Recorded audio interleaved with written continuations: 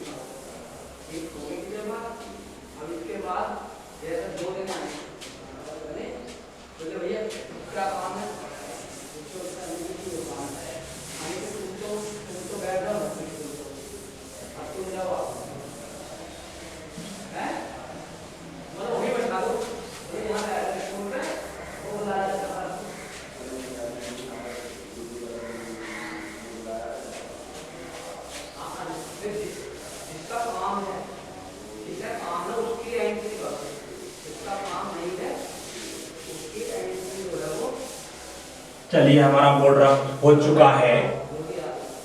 अब मैं आपसे वादा किया था कि बल F का मात्रक निकालना है। यहां लिख लेंगे हम बल F का मात्रक। फॉर्मूला होता है, हम यहां लिख लेंगे सूत्र F बराबर ma से। ये जो आपको तरीका बता रहा हूं हमेशा आपके काम आने वाला है कि हम सूत्रों से किस तरह से मात्रक निकाल सकें। क्लियर हुई बात? तो हमें किसका मात्रक निकाल रहे हैं? F का मात्रक। किस किस का चाहिए? M का मात्रक चाहिए हमें, इंटू A का मात्रक चाहिए। अब M जो है यह वस्तु का द्रव्यमान होता है, और द्रव्यमान का मात्रक आप सब जानते हैं क्या होता है भाई? किलोग्राम। इंटू A क्या है? यहां पर त्वरण है, और इससे पहले चैप्टर में हमने त्वरण का मात्रक निकाल चुके हैं। क्या होता है? मीटर प्रति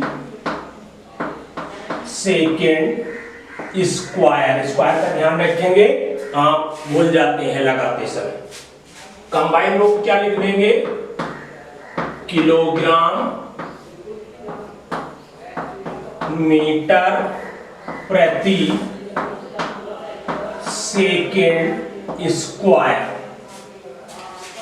दो शब्दों के बीच में आपको ये माइनस जैसा चिन्ह दिखाई दे रहा है, इसका मतलब यहाँ पर डैश है, माइनस बिल्कुल नहीं है, और ये इंगित होता है मल्टीप्लाई के लिए।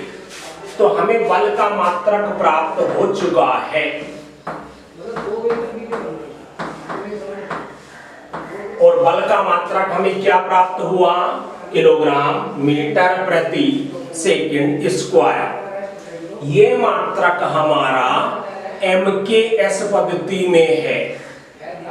यदि हम CGS पद्धति की बात करें, CGS, उससे पहले एक चीज और आपको यहां बता दूं।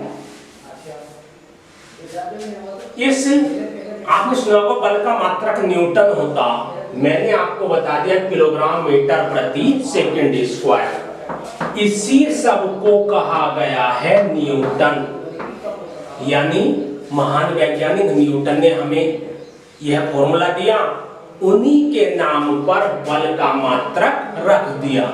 जैसे एक बालक के दो नाम होते हैं, तीन नाम होते हैं, किंतु बालक तो वही होता है वह, तो इसलिए न्यूटन कह दो या किलोग्राम मीटर प्रति सेकंड स्क्वायर कह दो, बल का मात्रक बात एक ही है।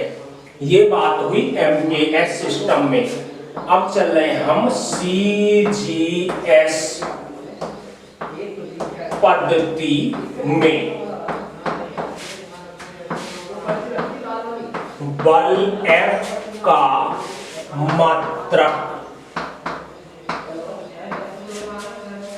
इस पद्धति में होता है, CGS का मतलब centimetre G for gram, S for second, यानी सेंटीमीटर ग्राम सेकंड पद्धति। तो इसमें होता है ग्राम सेंटीमीटर प्रति सेकंड स्क्वायर।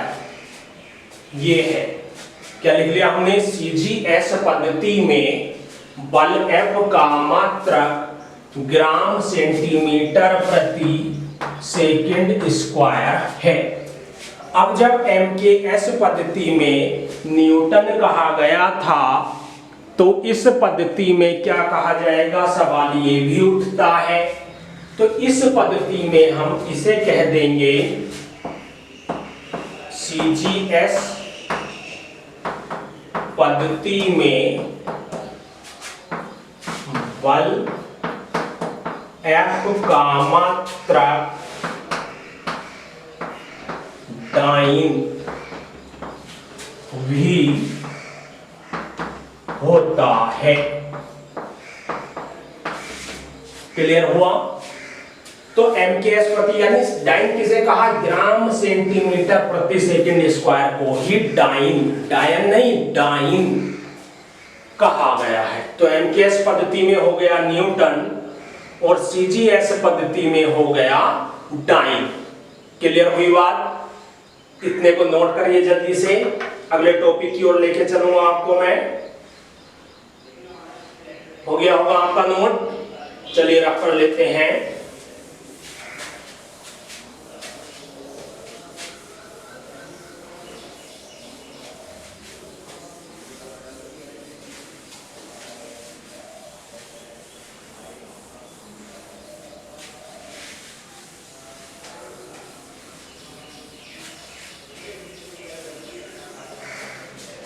बस केवल 1 मिनट और लूंगा आपकी, टेस्ट और मुझे रब करनी है। इसके बाद हम इस टॉपिक में काम करने वाले हैं न्यूटन और डाइन में रिलेशन।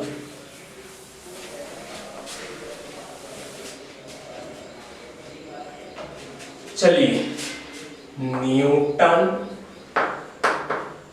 व डाइन में संबंध।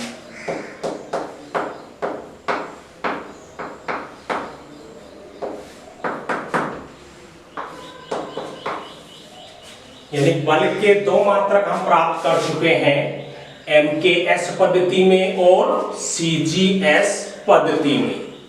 MKS पद्धति में न्यूटन, CGS पद्धति में डाइन। क्यों, क्या दोनों में कोई रिलेशन है, वही देखते हैं।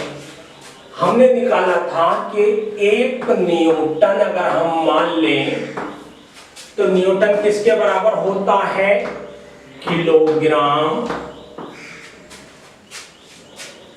मीटर प्रति सेकंड स्क्वायर। क्लियर हुई बात? 1 न्यूटन किसके बराबर होगा भाई, किलोग्राम मीटर प्रति सेकंड स्क्वायर का ही तो दूसरा नाम न्यूटन है। इसी मात्रक को तो न्यूटन कहा है, तो यही किसके बराबर होगा, हमारा न्यूटन के बराबर होगा। अब एक बात बताओ, आप सब जानते हैं कि 1 किलोग्राम में 1000 ग्राम होते हैं। तो यहां लिख लेंगे 1000 ग्राम। यानी हम ये कह दें कि 1 किलो चीनी बाजार से लाओ और दूसरा सदस्य आपका कह दे कि नहीं 1000 ग्राम चीनी लेके आओ, तो दोनों बार बराबर चीनी ही तो लाओगे आप घर पर। आप 1 किलोग्राम कह दो या 1000 ग्राम कह दो, दोनों आपस में बराबर होते हैं। तो 1 किलोग्राम कह दिया या 1000 ग्राम कह सकते हैं।